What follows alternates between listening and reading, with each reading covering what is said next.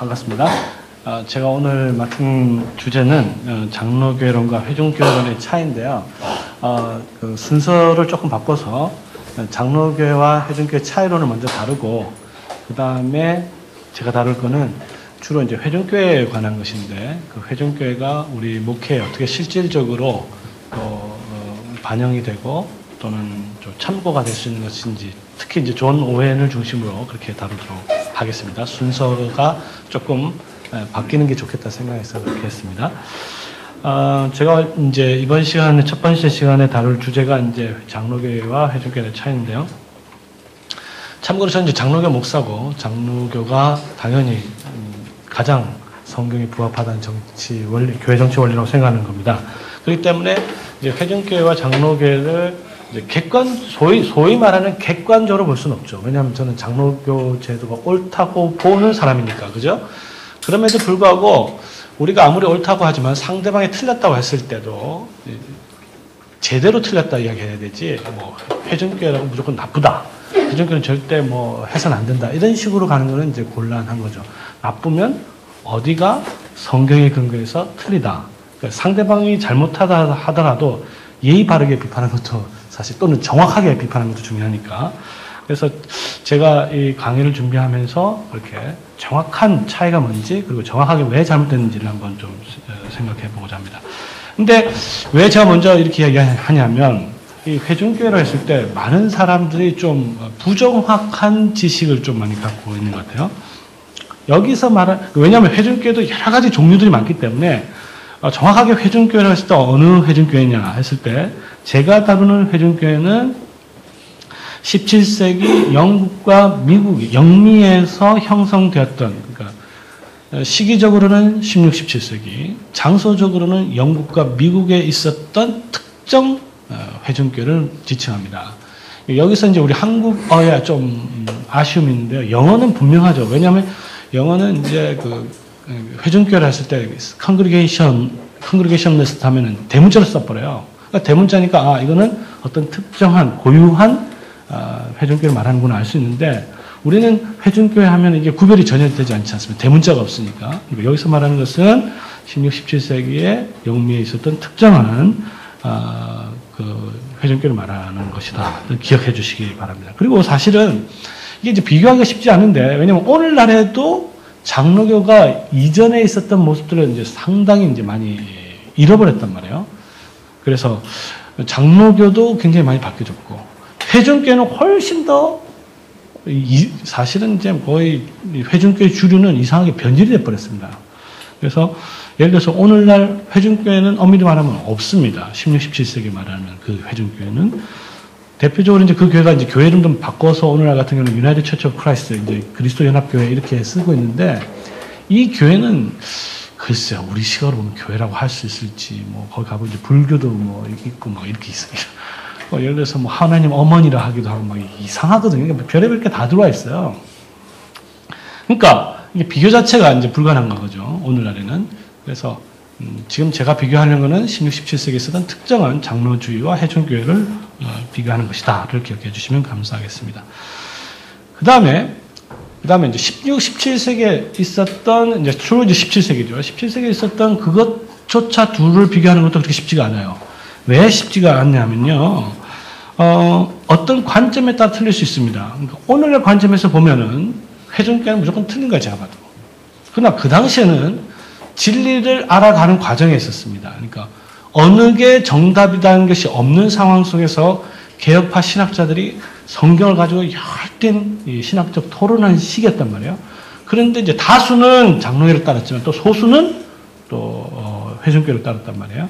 그렇기 때문에 이 둘 차이를 이제 평가하는 게 쉽지가 않습니다. 왜 쉽지 않냐면, 오늘날에서 보면 틀렸다가 분명히 나오지만 그 당시에서는 이게 분명하지 않단 말이에요. 그래서 이제 저는 이제 주로 이제 역사적 관점에서 이제 접근하려고 하는데, 그 당시 관점에서, 그 당시 상황 속에서 그 둘을 좀 최대한 객관적으로 한번 비교해 보고자 합니다. 그 다음에 이제 또 지적하고 싶은 것은, 회중교회와 장로교회는요 공통점이 훨씬 많습니다. 이게 이제 중요한 봐야 되는데 이게 차이점이라는 게 그죠? 어느 정도 이 정도 차이라고 했을 때 이게 야 차이점 되게 크다 이렇게 볼 수도 있고 이렇게 보면 굉장히 작아 보이잖아요. 그러니까 회중교와 장로교회는 어떻게 보면 공통점이 훨씬 많습니다. 그걸 이제 전제로 해놓고 이 둘을 비교하는 것이 옳다는 것이죠. 가장 확실한 건 뭐냐면 둘 다 개혁주의 신학 원리에 굉장히 충실한 교회입니다. 그러니까 회중교회는 개혁주의 아니다 이렇게 보면은 안 되는 거예요. 우리가 이제 개혁주의 하면 너무 이제 좁게만 보는 성향인데, 자 우리가 신학적으로 개혁파지만 교회 정치적으로는 주교제를 따르는 사람도 있었습니다. 아주 소수지만 개혁 신학을 하면서 감독제를 따르는 사람도 있었어요. 주교와 감독은 또 다릅니다. 주교제 따르는 사람, 감독을 따르는 사람 좀 더 많았고, 그 다음에 이제 장로교 따르는 사람이 있어요. 개혁 신학을 하면서 장로교. 근데 개혁 신학을 하면서 회중교를 따랐던 다양한 분파들이 17세기에 있었다는 것을 알 수 있죠. 실제로 두 교회를 이제 신학적으로 보면요. 예를 들어서 개혁 신학을 했을 때 16세기죠. 16세기에서 개혁 신학이 뭐냐 또는 개혁파란 뭐냐 하면 그거는 기본적으로 루터파나 제세례파가 아닌 개신교를 의미합니다. 개혁파는 특별히 이제 성찬론에서 루터파와 구별하게 리포엄드 입장을 이제 가지게 돼요. 이게 이제 17세기로 넘어왔을 때 개혁파는 뭐냐 하면은 개혁파 안에서 알미니안과 대립한 신학을 가리켜서 개혁파라 합니다. 그러니까 문맥이 달라진 거죠. 그래서 개혁파라 하면은 성찬론에 있어서 루터파와 달리 영적 실제적 음재설을 따르고 그 다음에 예정론과 구원론에 있어서 튜립을 따르는 그러한 신학을 가진 교회를 이제 개혁파 전통이라고 할 수 있는 거죠. 실제로 회전교회도 그렇고 장로교 모든 신학자들이 개혁파 신학에 굉장히 충실했습니다. 제가 전공했던 존 오웬 같은 존 오웬은 회전교회주의자인데 맨 처음에 썼던 책이 뭐냐면 알미니안주의를 폭로하다 이런 책을 써서 이제 히트를 친 거예요. 그래서 이제 전국적으로 유명한 인사가 됐는데 회전교회주의자들도 철저하게 개혁 신학을 따른 거죠. 이 둘 신학을 이제 궁극적으로 비교할 수 있는 게 이제 신앙고백서를 할 수 있는데 웨스트민스터 신앙고백서가 있습니다. 우리 장로교 전통이죠. 회전교회들은 거기에 이제 대항해서 자기들이 만든 이제 신앙고백서가 있는데 사보이 신앙선언서라고 할 수 있습니다. 사보이 선언서가 있는데 1658년에 이제 만들어진 것이 있습니다. 이 두 가지 딱 비교해 보면요, 작성자도 이제 겹칠 뿐만 아니라 내용 자체는 거의 같습니다. 차이점을 다 뽑아내면 한 페이지도 이제 안 됩니다. 거의 다 같은데 주로 교회론과 관련된 부분만 조금 달라요. 조금이라는 게 이제 어떤 사람들 아주 많이라고 볼 수 있고, 그리고 나서 그것이 달라졌기 때문에 이제 교회 정치 조례를 만드는데 그것은 또 엄청나게 이제 달라지게 되었습니다. 그래서 장로교나 장로교와 회중교, 여기서 말하는 장로교와 회중교회는 개혁 신학에 충실하면서 그러나 교회론에서 다르고 또 교회 정치에서 다른 두 그룹을 이야기한다. 이렇게 이제 정리를 하면 되겠고요. 둘 다 영국 교회라는 것도 중요합니다.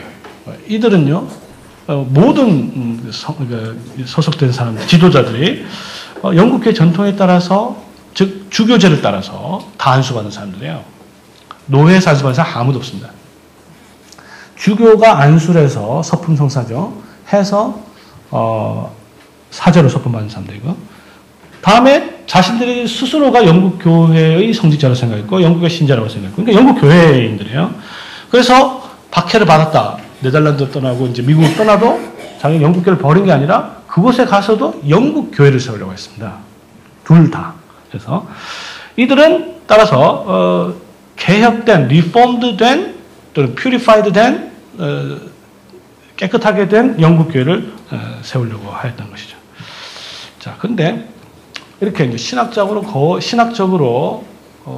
굉장히 큰 공통 분모를 가지고 있었음에도 불구하고 결국 하나가 되지 못했습니다. 이제 하나가 되지 못하는 바람에 결국은 또 힘이 분산이 되고 왕정복고가 되면서 그냥 거의 교회가 이제 힘을 다 잃어버리게 되는데요. 이것을 통해서 우리가 알 수 있는 건 뭐냐면 야, 교회 정치 가지고 그렇게 왜 싸우냐? 그냥 하나 되면 안 되냐? 이렇게 이야기는 할 수 있는데 실질적으로 해보니까 역사적으로 봤을 때 안 됐잖아요. 안 됐을 뿐만 아니라 이 회중교 전통과 장로교 전통은 이렇게 믹스가 되기가 불가능합니다. 둘 중에 하나를 이제 선택할 수밖에 없는 상황이고, 그렇기 때문에 결국은 이제 하나가 되지 못하고 이제 나눠지게 됐다는 것을 봤을 때, 교회가 하나가 된다고 했을 때 신학적으로만 같으면 하나가 될 수 있느냐? 그렇지 않습니다. 신학적으로 같아야 될 뿐만 아니라 교회 정치적으로도 굉장한 유니티가 있어야만 하나가 될 수 있다는 것을 이 역사적으로 이제 보여주는 거예요. 자, 그렇다면 이제 질문은 왜 결국은 이제 하나가 되지 못했느냐라는 질문이 생기게 되는데요. 이것을 이해하기 위해서는요, 좀 자세하게 이 오직 성경의 원리를 좀 이야기를 좀 길게 해야 되는데, 근본적으로 성경관이 굉장히 중요합니다. 성경관 또는 성경 또 해석이 중요한데, 이걸 좀 이야기를 하면요, 우리 이제 소라 스크립투라 다 아시잖아요. 오직 성경. 이게 이제 개신교의 중요한 원칙입니다. 오직 성경은 이제 개신교 원리고요.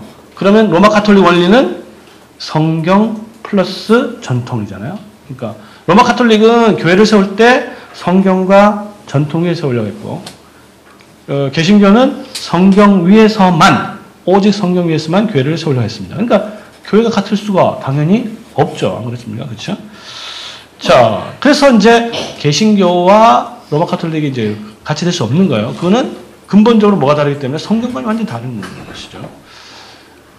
이제 우리는 오직 성경만 하니까 자부심이 대단하게 생각할지 모르지만, 로마 가톨릭, 제가 만약 로마 가톨릭 쪽에서 보면, 얘네도 참 굉장히 편협한 성경관을 가지고 있고, 왜 성경만 가지고 그렇게 이야기하려고 하냐?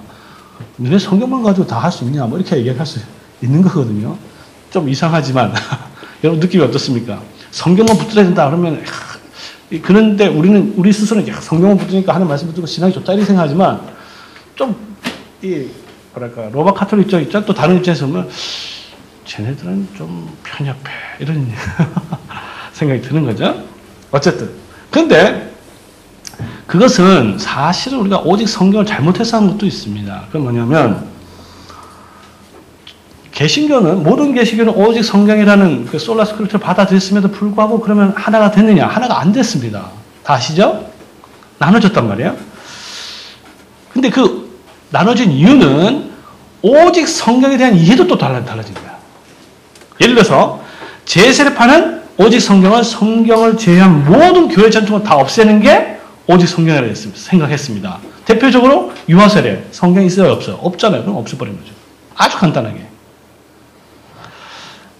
그래서 제세례파는 오직 성경에 있는 것만 받아들이고 나머지 교회 전통은 싹 다 없앤다. 근데 개혁파와 루터파는 이 오직 성경을 그렇게 해석하지 않았습니다. 그건 뭐냐면, 오직 성경이라는 것은 성경이 최고의 권위라는 것이지, 나머지 권위들도 다 없애냐? 그렇지는 않았어요. 최고의 권위가 있고, 하부 권위가 있고, 세 번째 권위가 있는 거예요. 예를 들면, 최고의 권위는 성경, 그 다음 권위는 신앙 고백서, 세 번째 권위는 교회 간섭과 전통, 그 다음에 뭐 이런 게 있는 거죠. 성경이 없다고 해서 싹 없애버리면요, 우리 장로교 정치는 불가능합니다. 그래서, 오직 성경은 교회에 있는 전통, 또 심지어 간섭도 성경에 일치하면 받아들인 것이 우리 개혁파, 루터파라고 볼 수 있습니다. 그것은 오직 성경을 어떻게 해석했다? 최고의 권위로 해석했기 때문입니다. 그러니까, 오직 성경은 본질이 authority, 권위에 관한 문제입니다. 그걸 이해하면 성경만 읽으면 되고 딴 건 읽을 필요가 없다. 이건 이제 제세례파들은 좀 비슷한 거죠, 그렇죠? 만약에 성경만 있으면 되고 기독교 강의 읽을 필요 없다라고 하면 안 되잖아요, 그렇죠? 성경은 당연히 읽어야 되지만 기독교 강의도 읽어야 된다. 왜? 그것이 성경의 가르침에 충실하니까 읽어야 되는 거죠. 반대면은 읽을 필요가 없겠지만. 그래서 이제 개혁파, 루터파는 오직 성경에 대한 다른 입장을 이제 취하게 됩니다. 그러면 이제 루터파와 개혁파는 왜 또 하나가 되지 못했냐 했을 때, 아까도 얘기했지만 오직 성경인데 그 성경에 대한 올바른 해석이 무엇인가에 대한 입장이 또 달라지게 돼요. 그러니까 개혁파 루터파는 기본적으로 성경이 말하는 바를 체계적으로 이제 모으게 됩니다. 핵심적인 것들 다 모으게 되는데 이게 이제 쉽게 말해서 신앙 고백이라고 할 수 있죠. 고백서, 신조라고 볼 수 있는데 이 신조가 틀려집니다. 그래서 루터파는 루터파 나름대로 신조를 다 모아서 Book of Common Concord에서 뭐 합신서 또 일지서 딱 만들었고 개혁파는 또 개혁파 나름대로의 신조를 만들게 됩니다. 그러니까 이 신조라는 것은 성경을 해석한 틀인데 이 틀이 달라지는 거예요. 틀이 다르니까 교회를 하나로 이룰 수가 없죠.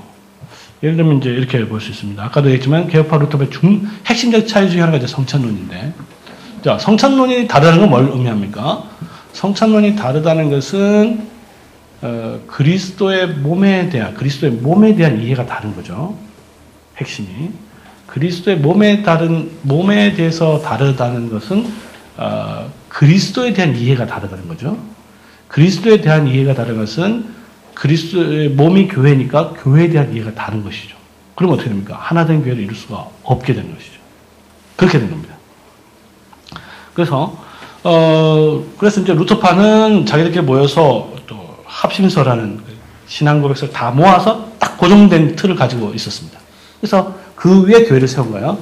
반면에 개혁파는 나라별로 자신들의 신앙 고백서를 받아들입니다. 그래서 프랑스는 프랑스 고백서, 스위스는 스위스 고백서, 네덜란드 이렇게는 또 개혁 뭐죠?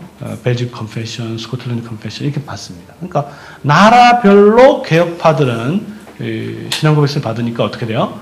훨씬 더 루터파보다는 다양성을 띠게 됩니다. 그러니까 이들은 신조가 문자적으로 같지는 않다 하더라도 서로 다른 교회라고 생각하지 않고 연합을 했는데 그 결과 굉장한 다양성이 개혁파에 들어오게 됩니다. 그 다양성이 특별히 어디서 두드러지냐면 예배와 이제 신학은 본질적으로 같으나 예배와 교회 정치에 있어서는 굉장히 다양성이 들어올 여지가 있게 되었습니다. 그럼 영국 교회는 뭐냐? 영국 교회는 이제 그 엘리자베스 시대 때 39개죠. 39 Articles라가 이제 공식적으로 영국 교회 신조로 채택이 됩니다. 영국 교회. 이거는 그럼 뭘로 봐야 되냐? 저는 큰 틀에서는 개혁파 신앙고백서라고 봐야 한다고 봅니다. 여기서 말하는 개혁파는 뭐가 아니다? 루터파가 아니다. 성찬론에 있어서 루터파를 거부했어요. 그러니까 이 신앙고백서는 개혁파가 되는 것이죠. 그러면 알미니안에 대해서는 어떻게 하느냐 했을 때 이 39개조 신조는 해석학에 따라서 알미니안이 될 수도 있고 개혁파가 될 수도 있습니다. 이게 이제 어떻게 뭘 보면 알 수 있냐면요. 18세기가 되죠. 18세기에 그 감리교 운동이라는데 두 운동이 일어납니다. 하나는 이제 웨슬리고 하나는 위필드잖아요. 둘 다 철저하게 자신들이 영국교회 소속이라고 생각했어요. 영국교회 소속이라는 게 뭐냐 하면 영국교회 신조가 39개조 신조니까 그 39개조 신조가 가장 성경적이라고 생각했습니다. 그런데 웨슬리는 알미니안이었고요. 위필드는 캘비니스트입니다. 개혁파입니다. 그러니까 뭐예요? 39개조 신조는 둘 다를 포용할 수 있는 거죠. 둘 다를 포용할 수 있는 거예요. 그래서 웨스트민스터 신앙고백서는 알미니안을 영국교회로부터 추방시키기 위해서 작성된 신앙고백서라고 할 수 있습니다. 그래서 확실하게 못을 박아버린 거예요. 그래서 웨스트민스터 신앙고백서 안에는 알미니안이 들어올 수 없습니다. 39개조 신조에는 알미니안이 들어올 수 있는 여지가 있게 되는 거예요. 그러나 제가 얘기했지만 그렇다고 해서 알미니안을 볼 수도 있지만 반대로 볼 수 있다고 그랬잖아요. 그래서 39개조 신조는 개혁파 신앙고백서라고 볼 수 있습니다. 자, 근데 이제 이렇게 이제 신조는 그렇게 받아들이고 있고, 그러나 예배와 교회 정치에서는 어떻게 되냐 하면은 루터파보다도 훨씬 더 보수적인 입장을 띠게 되는데, 영국 교회 안에서는 단 하나의 예식서만 허용이 되었습니다. 그게 이제 공동 기도서라고 하는데, 이게 기도서는 아니고요, 예식서라고 보통 볼 수 있습니다. 내용적으로는 언어로는 기도서지만 내용적으로는 예식서, 예배서라고 할 수 있습니다. 그러니까 이 예배서에 따라서만 예배를 드려야 돼요. 딴 거 드리면 이제 잡혀가야 되는 거죠. 자, 이렇게 영국 교회는 39개조 신조의 그 다음에 주교제라는 교회 정치와 그 다음에 공동지소라는 예전을 가지고 교회의 하나됨을 강요하는 그런 교회 체제가 형성이 되었는데 여기에 대해서 저항했던 그룹이 청교도라고 볼 수 있습니다. 청교도는 이제 purify, 깨끗하게 하다 뜻이잖아요. 그래서 더럽혀진 영국 교회를 깨끗하게 하자. 구체적으로 뭐냐? 신조는 그렇게 건드리지 않았어요. 물론 이제 나중에 이제 17세기가 되면서 알미니안이 되면서 이제 신조까지도 건드리는데 주로 예배와 교회 정치를 깨끗하게 하자는 것이었습니다. 이게 이제 나중에 이제 복식 논쟁, 그다음에 이제 목사들의 가운 문제죠. 가운 문제. 그다음에 권면 논쟁. 이건 권면 논쟁은 의회에 교회 개혁을 위한 탄원서를 제출하게 됩니다. 여기 대해서 이제 논쟁이 벌어지는데 복식 논쟁은 예배에 관한 것이고 근본적으로 권면 논쟁은 이 교회 정치에 관한 부분이라고 할 수 있습니다. 권면 또는 탄원 뭐 이렇게 번역할 수 있는데요. 근데 이게 어디서 최고조로 오르게 되냐면 영국 혁명 1640년대 영국 혁명이 일어나게 되면서 최고조로 이제 정점에 이르게 되었습니다. 자, 그러면 개혁교회는 영국교회는 뭐냐? 종교개혁 당시 영국교회도 오직 성령을 받아들였어요. 근데 이것이 교회 정치로 연결될 때 서로 다른 의견들이 대립하게 됩니다. 궁극적인 원인은 뭐냐면 논쟁은 자, 오직 성경 기본적으로 뭐에 관한 것이라 그랬어요? 권위에 관한 것이죠. 성경이 최고의 권위다. 근데 그 두 번째 문제는 뭐냐면 이 최고의 권위가 어느 영역까지 범위가 미치느냐 이 문제예요. 자, 예를 들어서 이런 거죠. 아무도 이렇게 생각하지 않죠. 산수를 잘하기 위해서 성경을 봐야 된다. 이렇게 생각하는 아무도 없잖아요. 그렇죠?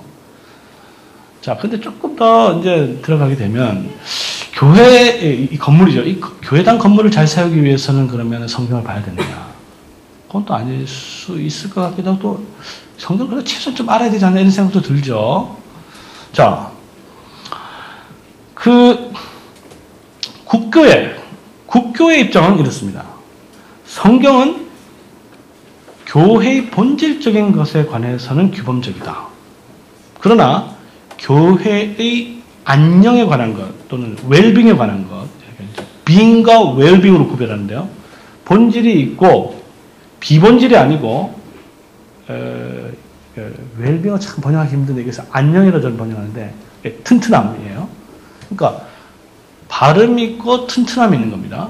그러니까 발음에 대해서는 교회가 분명히 성경이 분명히 얘기합니다. 그래서 성경이 따라야 된다. 예를 들어서 교회가 뭐냐? 그리스도의 몸이다.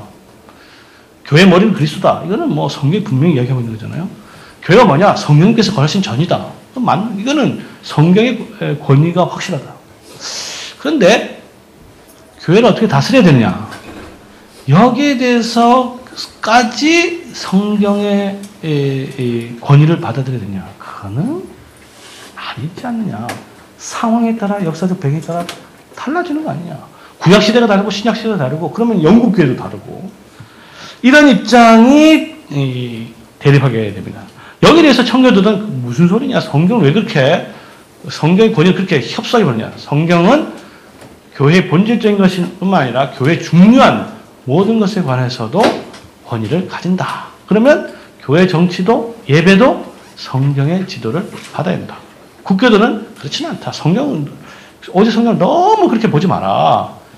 교회를 튼튼하게 세우는 것은 교회 지도자들 판단과 또 왕이 다스리는 교회가 돼야 튼튼해질 수 있다. 자, 이런 의견이 대립하게 됩니다.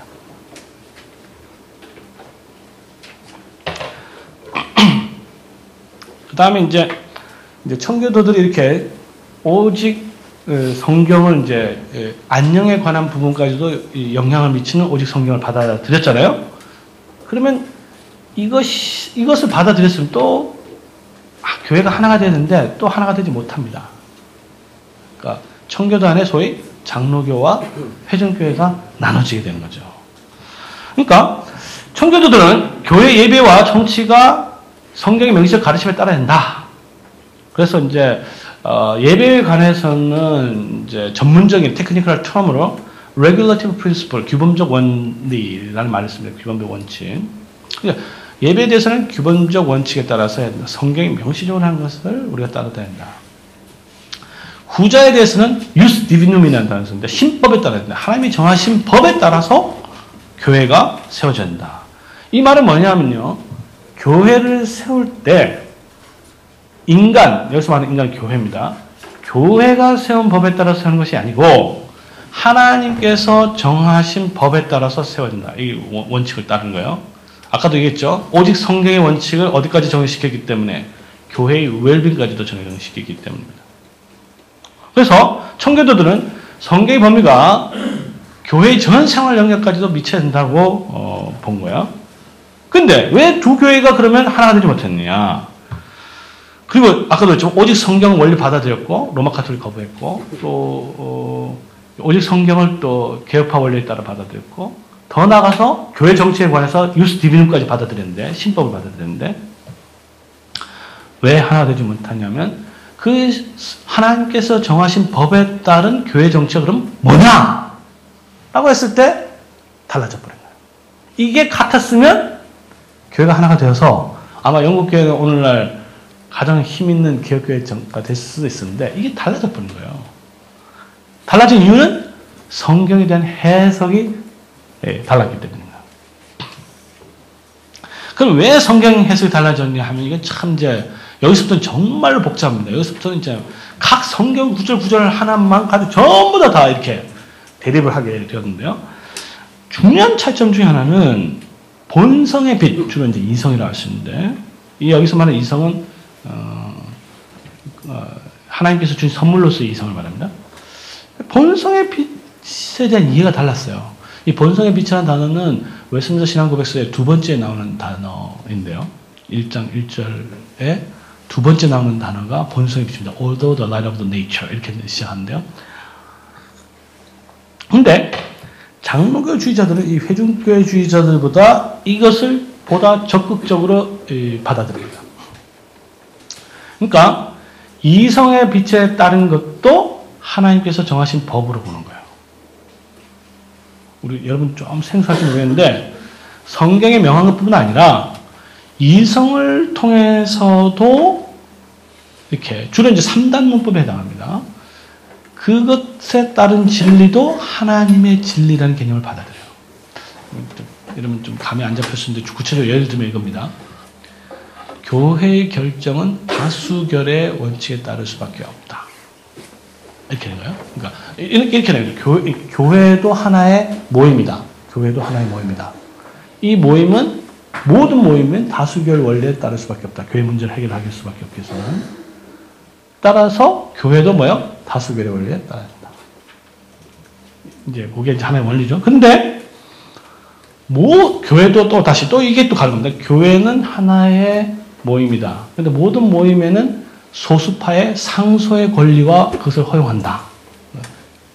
무시당했을 때, 그러니까 상소를 할 수 있다. 따라서 교회도 상소가 있어야 된다. 이렇게 되는 거죠.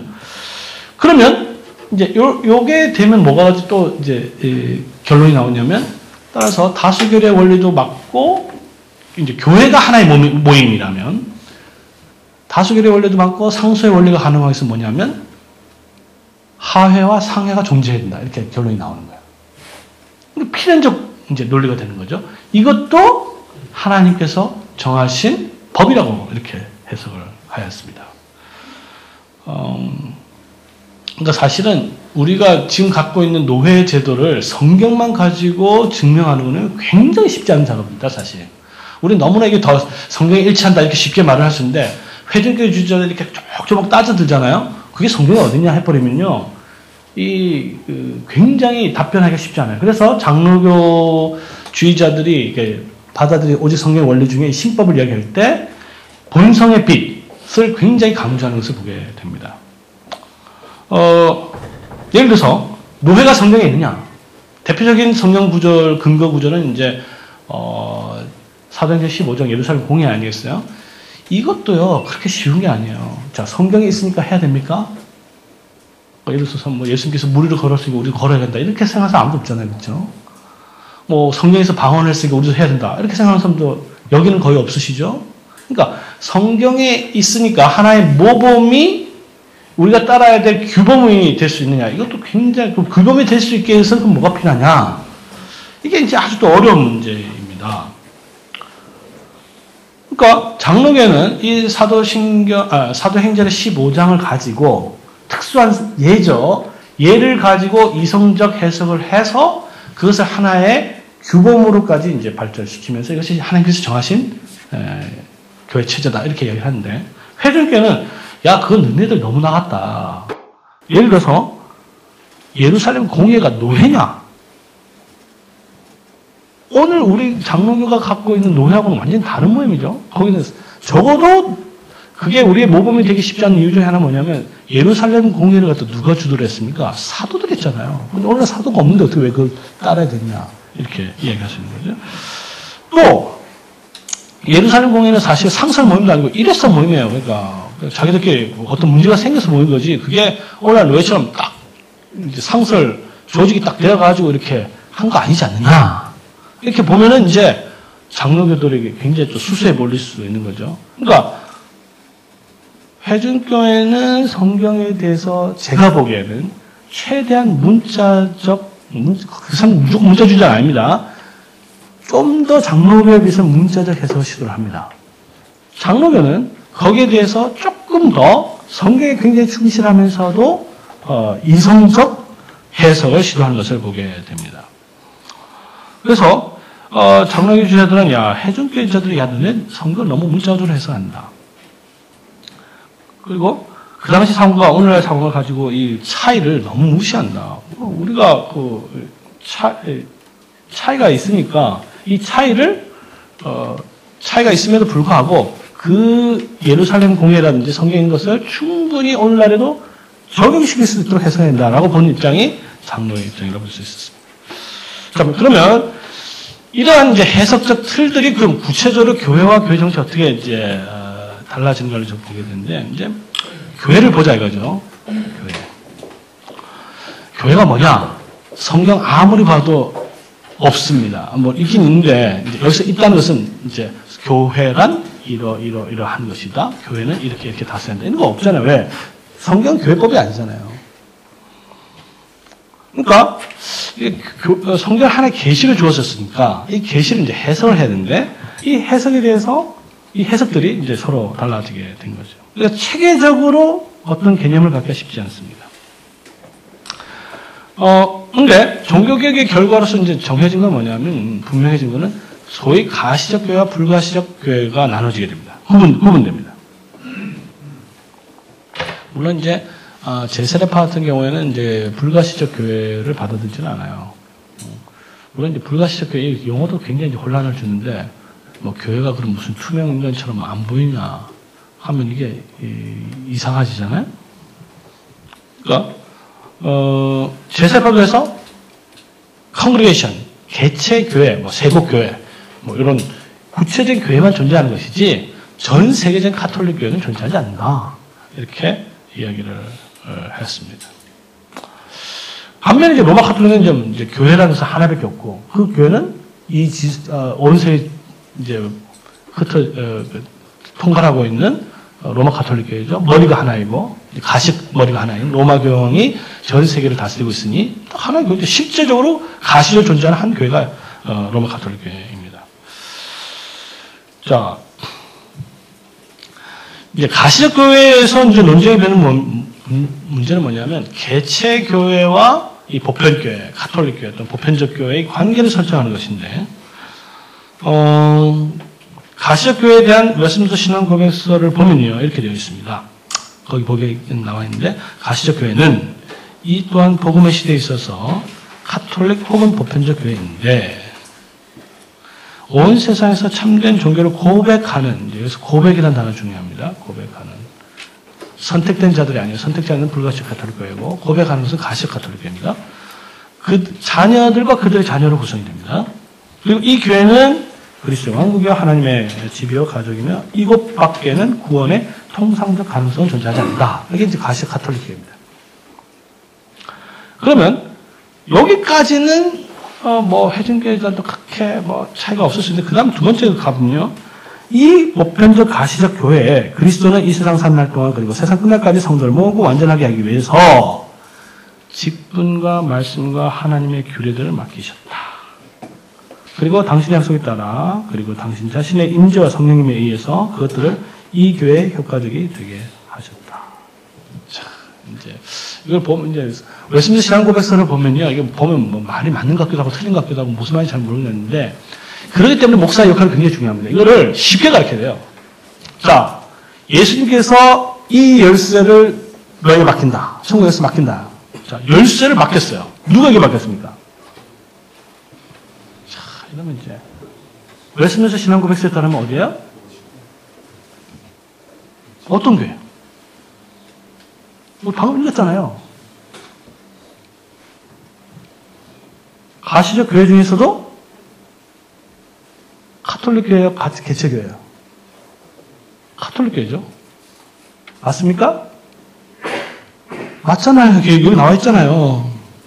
직분과 말씀과 하나님의 규례를 이 교회에 맡기실까 했을 때 가시적 카톨릭 교회에 맡긴 겁니다. 장로교 목사님들도 이런 거 잘 모르는 경우가 있어요. 여기에 대해서 해준 게 무슨 소리냐. 하나님 교회는 우리 교회에 맡겼다. 이게 이제 사실은 큰 싸움이에요. 그래서 이것은 이제 회중교회의 아까 신앙고백서 사보이 선언서라 그랬죠. 이게 이제 그러니까 회중교회와 장로교회를 차이점을 가장 확실히 보여주는 건 두 신앙고백서라 볼 수 있습니다.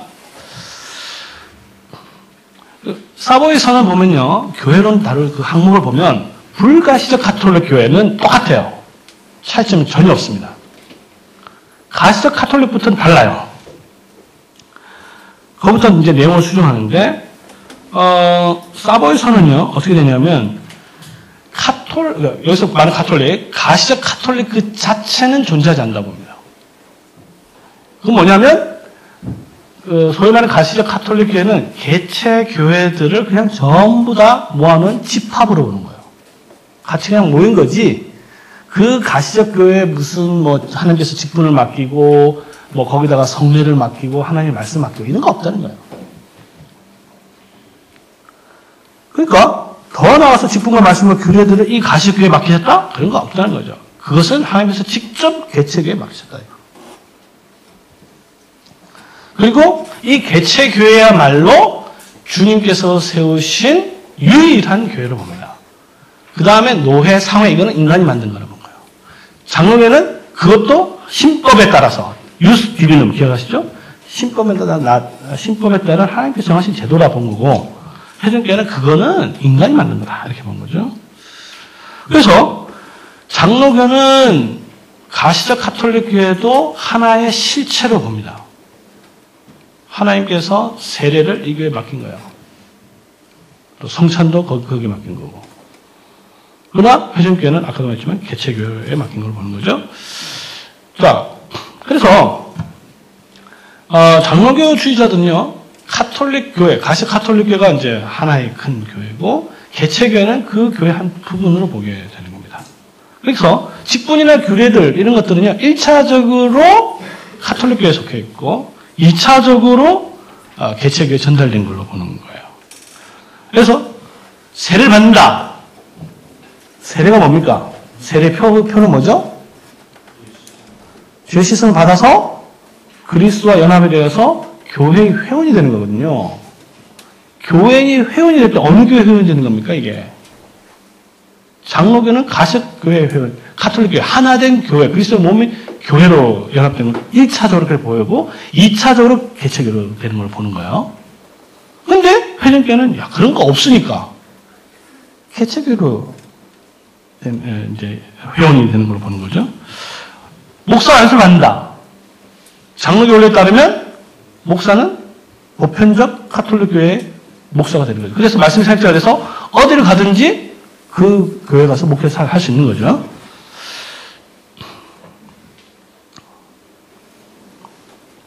근데 반대로 회중교회는 개체교회를 그리스도의 완전한 교회로 봅니다. 그래서 이게 이제 자 이제 우리 지금 세국교회 뭐 교회가 완전한 교회냐 했을 때 완전한 교회 아니야 이렇게 바로 이제 우리가 완전한 교회지 무슨 뭐 불완전한 교회냐 이렇게 할 수 있는데 대표적으로 뭐냐면 이 세국교회가 독자적으로 목사를 세울 수 있느냐 이런 문제 바로 생기거든요. 완전한 교회만 세울 수 있습니까 없습니까? 세울 수 있죠. 그래서 장로교 원래는 그 허용하지 않잖아요. 왜? 이 컨그레이션 이 자체가 완전한 교회를 보지 않기 때문에요. 회중교회는 무슨 소리냐? 집사도 투표를 해서 또 뽑고 장로도 투표를 해서 뽑을 수 있으면 목사도 투표를 해서 뽑을 수 있다. 이렇게 되는 거죠.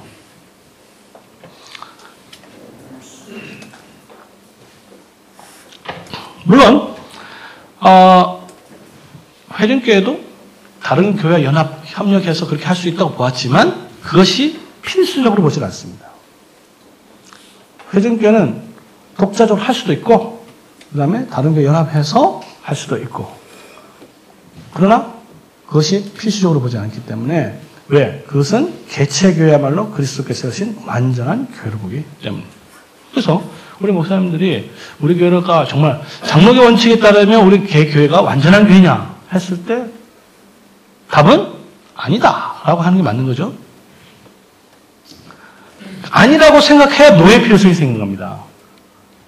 우리 교회가 혼자 다 해버리면 성교도 다 하고 뭐 성교사 파송도 혼자 다 하고 뭐 저 혼자 다 할 수 있다. 큰 교회 세우면 큰 교회는 가능하죠 어떻게 보면. 그래서 이제 큰 교회 들려고 하는데 뭐 그렇게 할 필요가 뭐가 있느냐 같이 연합해서 하면 되지 이런 식으로 하면 교회를 이제 크게 할 필요가 없잖아요. 저는 교회를 키울 생각이 별로 없는데 참고로 제가 교회를 개척을 했습니다. 그러니까 장로교회는요 노회가 필수적입니다. 회중교회는 노예가 필수이지 않죠. 자, 그러면 이제 교회에 대한 생각이 달라지기 때문에 노예에 대한 생각도 굉장히 이제 틀려지게 되는 거예요. 앞에서 얘기했지만 청교도는 영국 교회를 이제 새롭게 하는 게 목적이었어요. 그럼 그 영국 교회를 좀 알 필요가 있는데 영국은 그 당시 이제 보면은요 영국에서 공부하신 분 앞에서 말씀하기 좀 저는 안 가봤어요. 우리처럼 이제 이게 행정구역이 나눠져 있습니다. 이렇게 나눠져 있고 주교가 큰 지역을 관할을 하게 됩니다. 그리고 그 주교 관구라 그래요. 비샵 무기가 하는데 비샵이 다스리는 이제 주교 관구가 있고 그 밑에 이제 교구가 있습니다. 페리시가 있어요. 우리도 지금 동 같은 게 해당되는 거예요. 동마다는 교회가 하나밖에 없습니다. 그 위치는 주로 그 동네 가장 중심에 있어요. 그러니까 우리로 치면 이렇게 되죠. 주교가 있고 주교가 담임 목사들은 이제 파송하는 겁니다. 보통 한 2, 3년 만에 돌린다든지 이렇게 되는 거죠. 그러니까 그 지역 주교 관구에 있는 모든 교회는 주교가 딱 장악하고 있는 거예요. 그래서 주교한테 밑보이면 이제 좌천되기도 하고 그렇게 되는 거죠. 쉽게 말하면 이 페리시 교구 교회는 우리로 치면요 굉장히 큰 구역이라고 생각합니다. 구역이라 할 때 구역 굉장히 큰 구역이죠. 그리고 이 구역에 우리가 담임 목사에 해당하는 사람은 이제 사제인데 주교의 철저한 컨트롤을 받습니다. 자기 엄밀히 말하면 이 개체 교구 교회의 사제는 그 교회의 주인이 아니죠. 왜? 한 몇 년 있으면 갈 거니까. 자, 근데 이러한 주교 제도가 비성경적이라는 것에 청교도들은 다 동의를 하고 없애버렸습니다. 그럼 문제가 생기죠. 무슨 문제가 생깁니까? 사실은 이제 노회가 이제 하나의 그런 주교 관구라고도 볼 수 있는데 이것들을 어떻게 하나로 묶을 것이냐라는 문제가 생깁니다. 그래서 이게 이제 참 이거 어떻게 주교는 없애는 건 맞다. 왜? 주교는 성경적 제도가 아니니까. 또는 반성경적 제도니까. 그래서 장로회주의자들은 이것을 노회를 통해서 묶어야 된다고 생각했어요. 그래서 노회를 통해서 묶고 또 전국적인 그 노회들은 총회, 제너럴 어셈블리, 총회를 통해서 묶어야 된다고 생각을 했습니다. 이게 교회의 하나됨과 평안에서 필수적으로 봤어요. 회중교회는 그렇게 생각하지 않았습니다. 아까 말했지만 회중교회는 그냥 모든 교회는 영국 안에 있으면 다 영국 교회예요. 정부 안에 있으면. 따라서 모임은, 소위 말하는 노회는 모이고 싶은 사람끼리 모이자. 왜 꼭 무조건 가야 되느냐. 그래서, 그러니까 회중교회들 사이는 이렇게 연합의 필요성은 있지만 그것이 절대적 필요성은 아니고 쉽게 말해서 필요할 때만 모이면 된다. 노회 주장은 그게 무슨 하나된 교회냐. 그거는 뭐 가고 싶은 사람 가고 가기 싫은 사람 안 가도 되는 교회가. 그건 이게 교회가 될 수 없다. 그래서 여기서 이제 중요한 회중교회와 차이는 뭐냐면요. 노회의 노회 성격을 상설로 볼 것이냐 아니면 임시직으로 볼 것이냐가 큰 차이가 있게 됩니다. 그리고 회중교회는 왜 이렇게 임시적 성격의 모임을 강조했냐면 교회의 모든 모임과 하나됨, 연합은 자발성이 핵심이라 봤어요. 장로교식에 따르면요. 위에서 강제적으로 모여야죠. 안 가면 이제 잘리니까.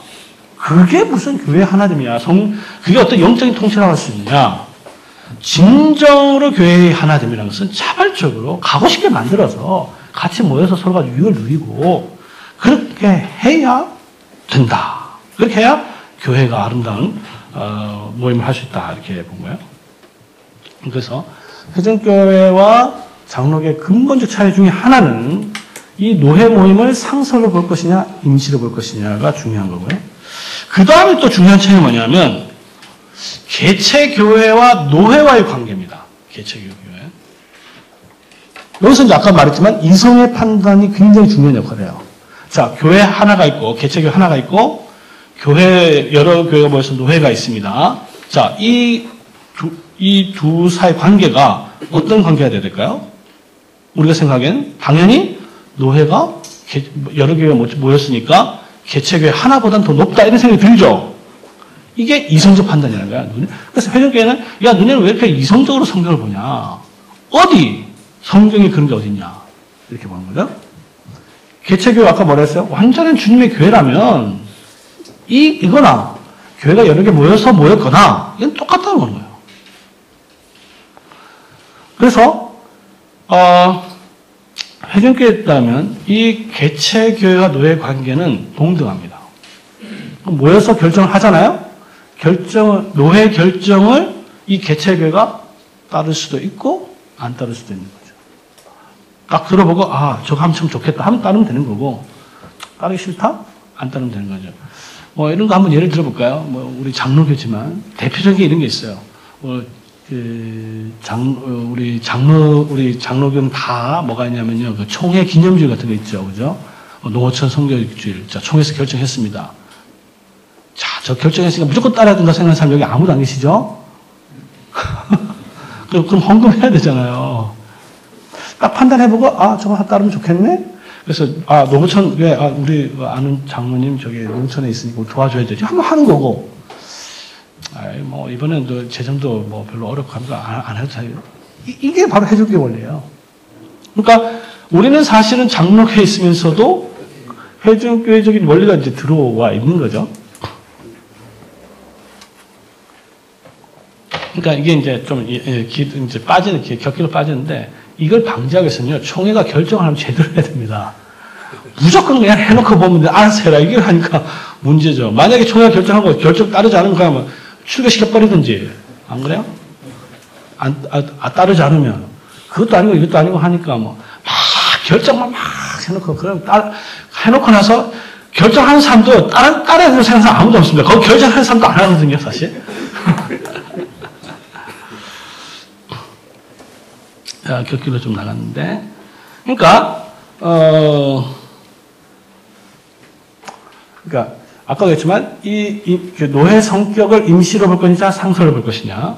그 다음에, 개체교회와 총회 관계를 동등하게 볼 것이냐, 이제, 상하로 볼 것이냐. 이게 아주 중요한 차이가 됩니다.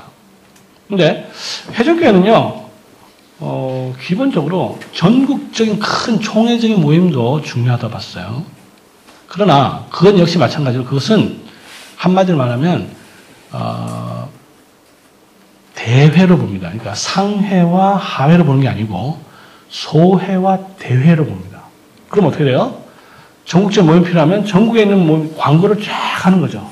그래서 전국에 있는 회중교회들이요, 이런 주제로 우리가 토의를 할 테니까 올 사람들은 다 오시오 하면 전부 다 오는 거야, 그냥. 쉽게 말하면 임시 거대한 큰 하나의 노회가 되는 거지. 개체교회가 있고 노회가 있고 노회가 파송해서 총회가 있는 단계별로 단계적 그런 상하관계로 이루어진 노회는 아니라는 거죠. 회중교회는 항상 자발적이고 일시적이고 임시적이고 그 다음에 평등한. 그래서 거기에 상하 개념이 있는 게 아니고 왜? 유일한 기관은 개체교회니까. 그죠? 그리고 노회 이것 상호는 그 인간이 만든 거니까. 임시적으로 조그맣게 그냥 지역별로 알아서 모이든지 아니면 야, 이번에는 좀 더 한번 크게 한번 모이자 해서 모이든지.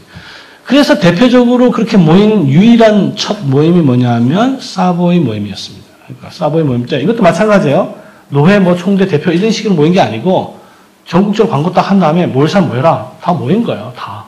그래서 만든 게 사보이 선언서고 이 사보이 선언서도 웨스트민스터 신앙고백서 이런 것처럼 국가가 정해서 공포해서 모든 거 다 지켜야 된다. 이런 식으로 한 게 아니고 하나의 권면이나 어드바이스, 좀 권위 있는 문서로서 하고 지킬 수 있으면 이거 따는 게 좋겠다. 이런 거였습니다. 그러니까 노회에서 결정한 것이 권위가 있는 게 아니에요. 강제적 권위가 있는 게 아니고 하나의 좋은 어드바이스가 되는 겁니다.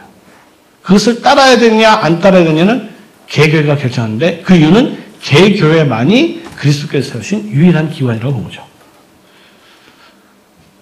네, 그 다음에 우리가 또 그 다음에 살펴볼 게 이제 교회와 국가의 관계도 굉장히 중요한데, 이게 이제 그 장로교회와 회중교회를 나누는 중요한 또 차이라고 볼 수 있어요. 영국 교회는 뭐냐면요, 영국 교회는 하나인데 그 이유는 간단합니다. 머리가 하나이기 때문입니다. 영국 교회 머리는 왕이에요. 그러니까 왕이 하나죠. 왕이 머리가 되고 그 다음에 모든 이제 왕이 주교들을 파송해서 자기 시종들이죠.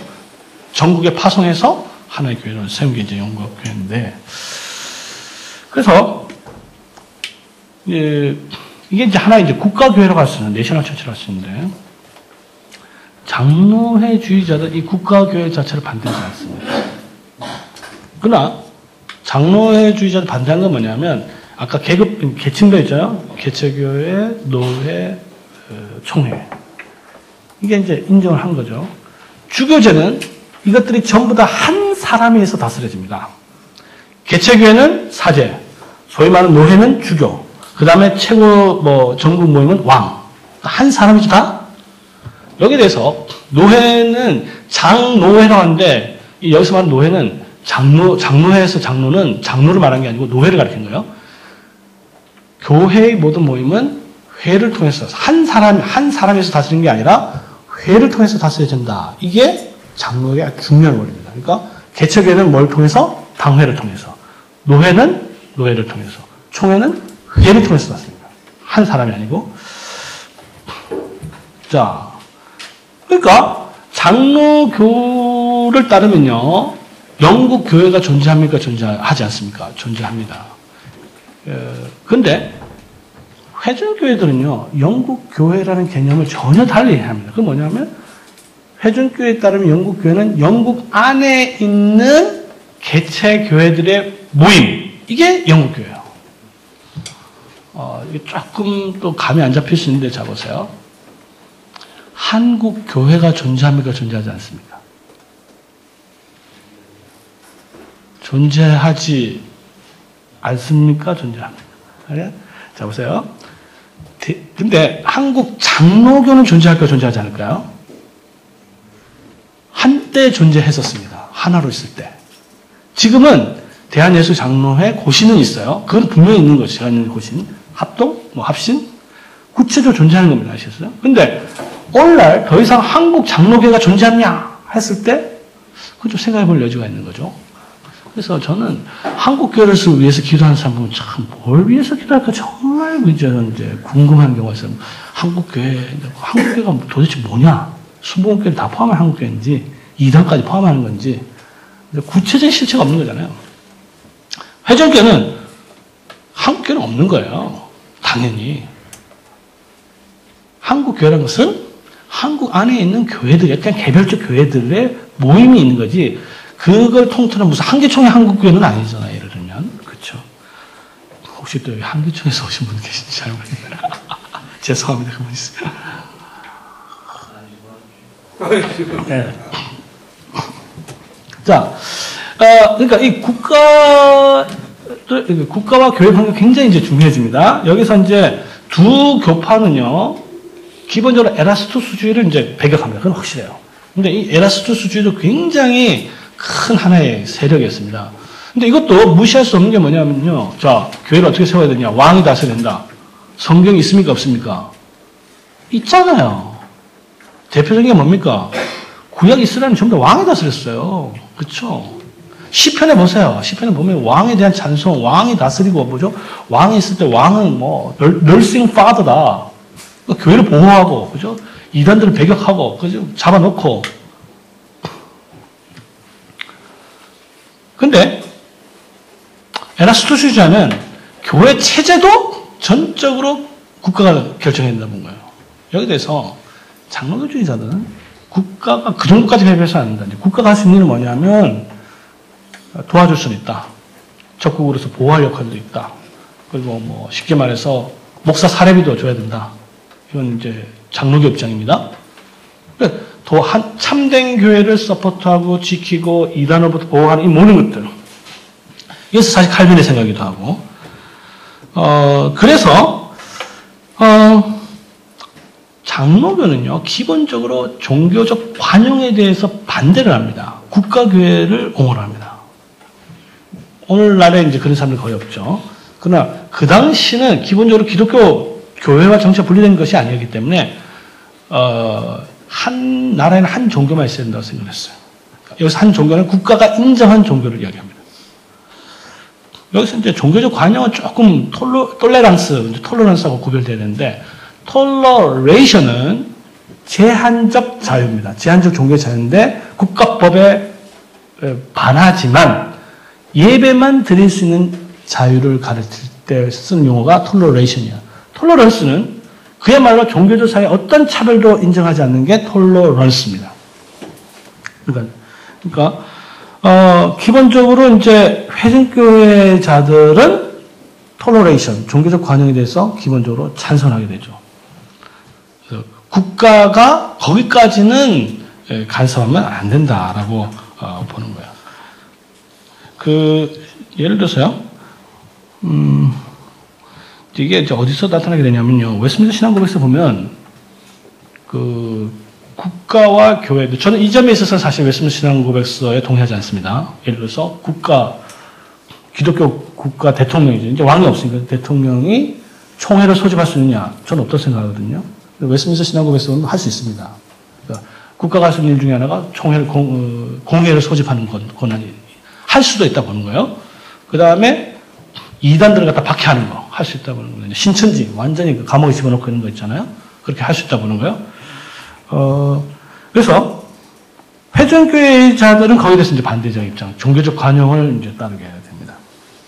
근데 회전교회자들은 이 점에 있어서 완벽하게 일치가 있는 건 아니에요. 영국에 있을 때는 종교적 관용을 옹호를 했는데, 자기들이 이제 메이플라우트하고 이제 미국에 갔을 때는 자기네들만 인정하고 딴 사람들 전부 다 감옥에 집어넣은 거예요. 매사추세츠 자기네들만의 국가를 또 이루거든요. 그러니까 회중교회는 이제 화장실에 들어갔을 때하고 나왔을 때 입장이 이제 달라진다고 볼 수 있는데, 그래서 이제 국가에 대한 이해가 장로교에 있어서는 장로교하고 회중교는 굉장히 다르다는 볼 수 있습니다. 장로교는 굉장히 국가교에 대한 우호적인 입장이었었고, 회중교회는 거기에 대해서 조금 반대적인 입장인데, 그렇다고 해서 회중교회가 예를 들어서 국가가 뭐 목사한테 월급 주고 이런 거 반대하고 그러지 않았습니다. 그러니까 국가가 교회를 지원해야 되는 것에는 이제 찬성을 했어요. 그러니까 쉽게 말하면 교회와 국가의 이 경계선을 어디까지 할 것인가가 회중교회와 장로교에서 굉장히 큰 어쨌든 차이를 보게 된 것을 알 수 있습니다. 죄송합니다. 제가 언제까지 마쳐야 되죠, 지금? 죄송합니다. 20분까지요? 네, 그러면 빨리 또 하도록 하겠습니다. 그 다음에 제가 다룰 주제는 이제 장로교와 회중교의 실제인데요. 이제 이게 실제적으로 한번 보자 이거죠. 예를 들어서 이제 교회를 개척한다. 회중교에 따르면 아주 간단합니다. 회중들이 모여서 성경을 읽고 전도를 읽고 성경 보고 야 우리 교회 세우면 되겠네. 그래서 모이면 교회가 될 수 있는 거예요. 장로교는 그게 불가능하죠. 장로교는 교회를 세울 때 그 주체가 교인이 아니고 노회가 주체가 됩니다. 그래서 노회가 저기 교회를 세워야 되겠다. 해서 거기 물론 이제 아무나 하진 않고 이제 성도들 좀 가능성이 있는 대로 하겠죠. 노회가 결정하는 거예요. 노회가 파송을 해서 전도 목사를 파송해서 교회를 해서 세우는 거죠. 이게 이제 교회를 세워가는 방식에 있어서도 굉장히 이제 큰 차이를 보게 되는데, 이제 오늘날 한번 실제로 보면요, 이게 우리 그 한국 교회가 이제 목회자 대량 생산을 한 바람에 부목사 8년, 10년쯤 나가야 되잖아요. 그럼 뭐 합니까? 개척하는 거죠. 노예 허락받아서 한 경우, 물론 형식적으로 받지만 그냥 해놓고 뭐 받는 거 아니겠어요? 참고로 이제 우리 장로교 주의를 따르는 우리 목사님들은요, 이제 저는 이제 분립 개척을 해야 된다고 생각하는 사람인데, 그래서 앞으로 돈을 지원할 때 있잖아요. 그냥 뭐 교회 목사 혼자 가서 개척하는데 그거 하면 안 됩니다. 엄밀히 말해서 장로는 분립하는 교회 돈을 갖다 몰아줘야 돼요. 그래서 분립을 잘 할 수 있도록 격려를 해야 됩니다. 제가 보기에는.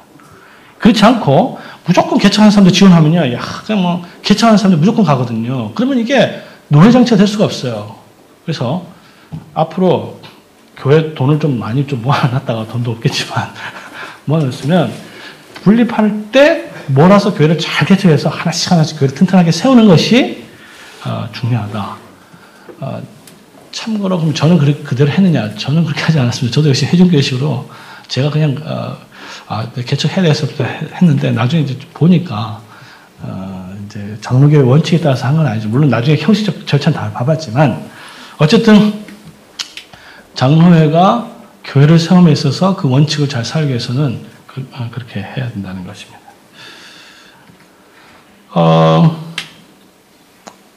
회중교회의 그럼 가장 큰 단점은 뭐냐면요, 교회 간의 양극화를 피할 수 없습니다. 그러니까 회중교회는요, 기본적으로 자기가 가고 싶은 교회에 가는 거 말릴 수가 없어요. 교회 선택권이 자기에게 있습니다. 이것도 좀 이제 우리가 생각해 볼 수 있는데, 회중교회는 아까도 그랬지만 자발성이 굉장히 중요한 요소예요. 저는 이건 반대합니다. 그러니까 교회는 하나님의 부르심이잖아요. 그러니까 성도들이 교회의 입맛대로 가는 게 어디 있습니까? 그렇죠? 근데 하나님의 부르심에 대한 응답으로 모여야 되는 게 이제 교회인데, 에클레시아가 그렇잖아요. 이런 생각 별로 없죠. 그러니까 분위기 좋은 교회, 요즘에 이제 특히 젊은이들 이제 분위기 좋은 교회 많이 찾던데, 이것도 분위기 굉장히 좋은 것 같은데. 예. 근데 하나님의 부르심에 대한 응답이라는 개념이 이제 없는 상황이죠. 그래서 회중교회는 이렇게 뭐 자기 입맛대로 갈 수 있는 거니까 결국 이 양극화가 뭐 큰 교회 작은 교회의 차이를 인정하는 거거든요. 장로교회는 이제 소위 페르시 전통을 그대로 갖고 교구 제도를 그대로 가지고 있어요. 어쨌든 이 장로교주의자들이 회중교회를 비판할 때 1000년 동안 넘겨온 이 교구 제도를 완전히 존립 자체를 갖다 무너뜨리니까 공격을 하게 됩니다. 그럼 어떻게 되냐? 한 교구에 2개, 3개 교회가 있을 수 있는 거죠. 경쟁할 수밖에 없는 거 아니겠습니까? 그렇죠? 참고로 제가 개척했을 때도 저도 몰랐는데 나중에 계약을 체결하고 나서 알았는데 저 위층에 교회가 있더라고요, 보니까. 같은 건물에. 이제 그런 게 이제 우리 한국에 있게 된 이유가 뭐겠습니까? 이게, 그래서 이제 목회자의 대량 생산, 이거는, 장로교가 제대로 되기 위해서는 이거 참, 이거 뭐, 큰 숙제 중에 숙제입니다. 이거 안 되면 안 되는 거예요. 그 다음에, 이제 오늘날, 한국 장로교가 좀 교구 제도를 시행할 수 있는 게 이제 도전이죠. 그건 뭐냐면, 옛날과 달리 거리 개념 자체가 완전히 달라졌습니다. 뭐냐면, 옛날에는 쉽게 말해서 걸어서 10분 거리하고 자동차로 10분 거리는 이건 완전 비교가 안 되는 거잖아요. 그렇죠? 우리 교회만 하더라도 뭐 제일 멀리서 오는 분은 이제 1시간, 뭐 버스 타고 갈아타고 오는 사람 한 2시간 뭐 이렇게 오는 사람도 있는 거예요. 그러니까 이게 회중교회, 장로교지만 회중교회 비슷하게 된 거 아닙니까? 그렇죠? 그래서, 자동차 오면은 뭐 한 10분, 20분 만에 와버리니까 걸어서 뭐 저기, 근처에 있는 교회가 20분 오나, 저 한 뭐 20, 30km 떨어진 데서 20분 오나, 뭐, 거리는 상황은 똑같은 거 아니겠어요? 그러니까 이 점에 있어서 교구제도에 충실한 장로교 제도를 오늘날 세우기가 또 굉장히 힘들어진 상황이 되어 있습니다. 그 다음에 회중교와 장로교의 가장 중요한 차이점, 성도들이 가장 큰 차이점이 뭐냐면, 교회 안에 분쟁을 해결하는 방식이에요. 교회 안에 분쟁이 생겼다. 아까도 얘기했죠? 회중교회는 교회 안에서 분쟁을 해결할 수 없잖아요. 해결할 다른 방법이 없습니다. 물론 있긴 있어요. 그건 뭐냐면, 우리 교회가 힘드니까 지역교회 알려서 이렇게 한번 해달라 하면 이제 모이겠죠. 모여가지고 열심히 토론해서 이렇게 하는 게 좋겠다 했을 때 어떻게 돼요? 따라야 되는 의무는 없으니까 글쎄 뭐 안 되겠다 하면 또 어떻게 해요? 다시 한번 모여봐 뭐 이렇게 하든지 뭐 이럴 수밖에 없는 거예요. 근데 실질적으로 개교회에서 해결될 수 없으면 해결될 수 없습니다. 근데 장로교는 개교회에서 해결이 안 되면 어떻게 합니까? 상소가 있다 그랬죠. 상회에 상소를 해서 소위 정권위가 오든지 모아서 해결을 할 수 있다고 보는 거예요. 그러면 야 장로교가 낫네라고 생각할 수 있지만 회중교 입장에서 보면 야 그 시스템에 따르면 노회가 잘못되면 뭐예요? 노회 안에 있는 전 교회가 다 엉망이 돼버린 거죠. 회중교회는 한 교회만 피해를 보지만 그죠? 그래서 분쟁이 있다. 그럼 한 교회만 잘못되는 거 아니겠어요? 근데 장로교회는 노회장이라는 노회의 어떤 실세가 잘못돼 버리면 거기 안에 있는 모든 교회가 다 죽는 거예요, 사실. 회중교 입장에서 보면. 그러니까 이게 이제 사실 약점과 장점을 동시에 가지고 있다고 볼 수 있습니다. 그러니까 총회나 노회가 완전하지 않다. 총회가 악해지면 실제로 모든 교회가 다 피해를 보는 거죠. 대표적인 예가 뭡니까? 제가 고신측에 있어서 좀 이야기를 할 수 있다고 보는데 신사참배가 대표적인 예잖아요. 안 그렇습니까? 신사참배 총회가 결정해버리면 밑에 있는 성도들 뭘 압니까? 안 그래요? 그냥 따라가는 거예요. 우리가 뭐 신사에도 절하고 여호와 하나님도 절하고 여호와 하나님을 섬기는 거다. 제1, 2계명 그거는 이스라엘의 법이다. 왜 그게 오늘 신약교회에서 적용되느냐? 그러면 성도들 그런가 보다 하고 따른 거죠. 실제로 그랬습니다. 해방 이후 하고 나서도 예배 드릴 때 신사에 절하고 예배 드리는 게 계속 남아 있었어요. 해방되고 나서 그게 완전히 끝나냐? 그렇지 않습니다. 왜? 목사들이 그렇게 가르쳤거든요. 자, 근데 어쨌든 이제 그 다음에 장로교 전체를 좀 더 정확하게 볼 게 있는데 뭐냐면 장로교 전체를 너무 상회와 하회의 그런 관계로 보서는 안 된다. 근데 장로교회도요 개교의 독립성을 굉장히 인정합니다. 그건 뭐냐면 총회가 개교회 고유하게 속한 권한을 침범할 수 없어요. 예를 들어서 어떤 교회 분쟁이 일어났다. 이 목사의 신학 사상이 이상하다. 총회 이제 상정을 하잖아요. 그러면 총회는 어디까지만 할 수 있냐면 이 목사의 견해가 틀렸다고까지만 할 수 있습니다. 그리고 노회에게 명령을 해서 이 사람에게 거기에 해당하는 시벌을 하라. 거기까지만 할 수 있지. 총회가 목사를 그 자리에서 면직시키는 틀렸으니까 목사 면직시키는 거. 이거 못합니다. 왜? 목사의 회원권은 노회에게만 있기 때문에 이 점에 있어서 그러니까 총회와 노회 또 노회와 개체교회가 절대적 상할 관계가 있는 게 아니죠. 이게 이제 로마 카톨릭과 우리 장로교제의 특징입니다. 그러니까 장로교는 굉장히 개체교회의 독립성과 또는 독자성이 굉장히 이제 보장이 되면서 그 대신 어떤 공통된 의견, 이제 노회가 결정하잖아요. 그러면 그것은 강제적 또는 권위적 그런 어떤 힘을 가지게 됩니다. 이게 이제 회중교회가 틀리다고 볼 수 있는 것이죠. 네, 오늘 뭐 요 정도까지 이야기하고 질의응답 좀 받고 이렇게 하면 좋겠습니다. 흥미롭게 들었는데요. 네. 근데 일단 하나 목사님께서 좀 더 말씀해 주시길 바라는 것은 아까 이제 웨스트민스터 신앙고백서 네. 1647년 판에는 네. 에라스토주의의 영향이 있었던 거지만 네. 1788년 9년 판에는 네. 다시 오늘의 정신으로 왔다는 부분은 혹시 오해가 있을 것 같아서 말씀해 주시면. 잠깐만요. 네.